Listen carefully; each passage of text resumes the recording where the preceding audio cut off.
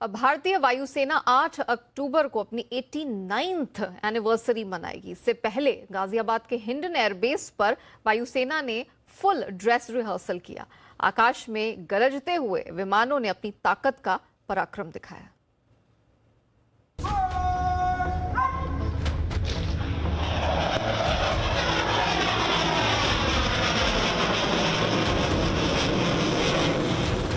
आसमान में भारत की ताकत का पराक्रम, आसमान में वायुसेना का शौर्य, आसमान में रफाल की दहाड़,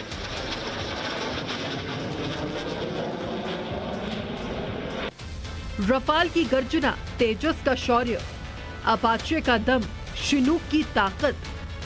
ये चार तस्वीरें बताने के लिए काफी है कि भारतीय वायुसेना की ताकत क्या है। ये तस्वीरें 8 अक्टूबर को मनाए जाने वाले वायुसेना दिवस से पहले फुल ड्रेस रिहर्सल की है। इस बार वायुसेना दिवस में कुल 75 एयरक्राफ्ट शामिल होंगे।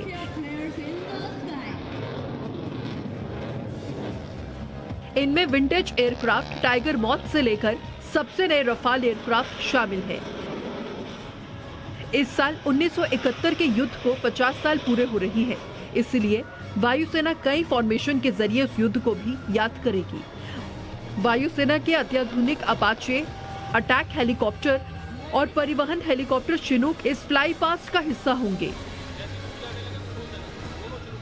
वायुसेना ने बहुत तेजी से कार्रवाई करते हुए कोरोना संकट के समय पूरे देश में ऑक्सीजन सिलेंडर और जरूरी उपकरण पहुंचाए थे। इसी तरह अफगानिस्तान में संकट के समय भारतीय नागरिकों को देश लाने में वायुसेना ने बड़ी भूमिका निभाई थी। इन प्रयासों को फ्लाइंग फॉर्मेशन राहत के जरिए दिखाया जाएगा।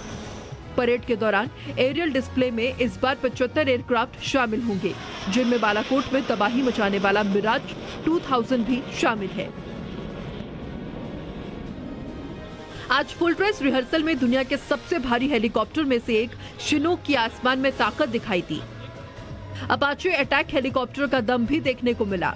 स्वदेशी हल्के विमान तेजस के भी धमक नीले गगन में देखने को मिली। आसमान में वायुसेना के वीरों के अदम्य साहस की तस्वीर देखने को मिली, जब पैराशूट से पैराग्लाइडर्स ने छलांग लगाई। इससे पहले वायुसेना के जवानों की परेड ने अनुशासन और शौर्य की शानदार तस्वीर पेश की। आपको बता दें कि 8 अक्टूबर एयरफोर्स डे मनाया जाएगा। कोरोना की वजह से इस बार आसमान में रफाल, शिनूक, तेजस और सारंग बिना दर्शकों के ही करतब दिखाएंगे। फ्रांस से भारत पहुंचे रफाल लड़ाकू विमान ने भारतीय वायुसेना की ताकत बढ़ा दी है।